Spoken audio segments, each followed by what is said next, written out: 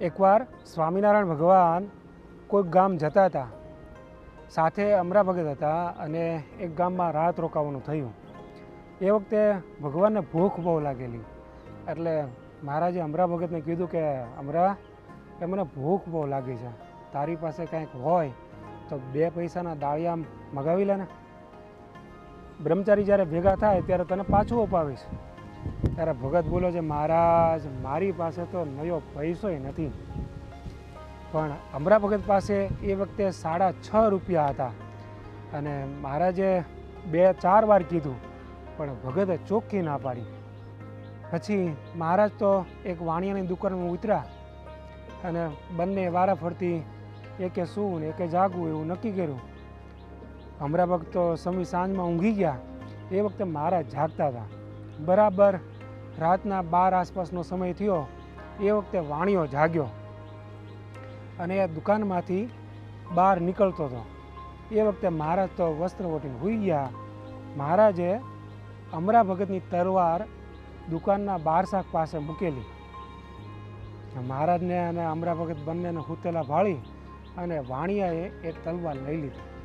તલવાર લઈ અને એ દુકાનમાં ગયો અને તલવારને છેડે 6.5 રૂપિયા બાંધેલા હતા એ છોડી અને તલવારને કોઠીમાં નાખી દીધી અને વળી પાછો વાણિયો સૂઈ ગયો।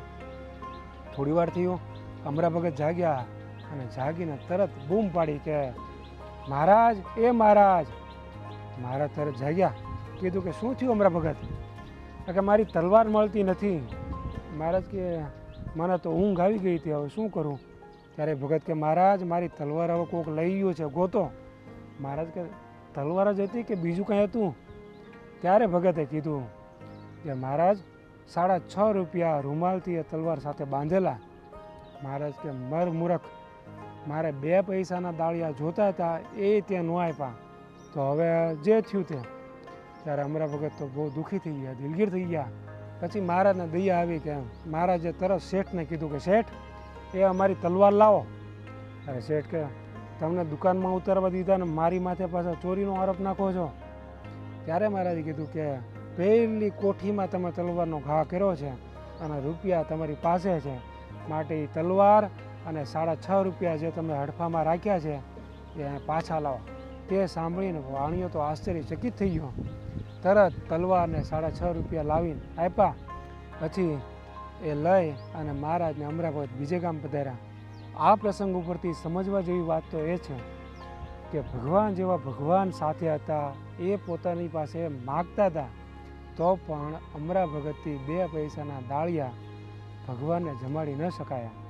જીવ આવો લોભી છે, આપણે આવા લોભી ન થવું। ભગવાનને ભગવાનના વાલા સંતો ભક્તો હોય એના માટે ઉદાર હાથે ખર્ચ કરતા શીખવું। જય સ્વામિનારાયણ।